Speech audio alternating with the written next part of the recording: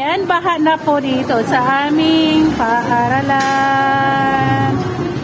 At taas na po ang baha.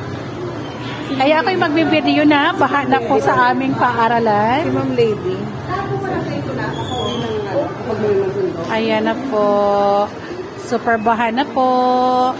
Kaya sunduin ng mga bata.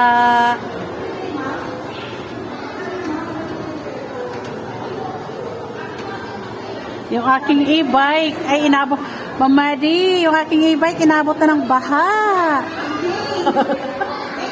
Basta hindi aabot sa... Good morning everyone. So ayan, malakas na po yung ulan at magpapauwi na po ako ng aking mga bata dahil naka-yellow warning na po ang Metro Manila. So ayan po. Pauwi na po aking mga kids. Dito kami ngayon sa room, nag-aantay sa kanilang mga parents. Waiting na po kami dito sa room. Okay, so morning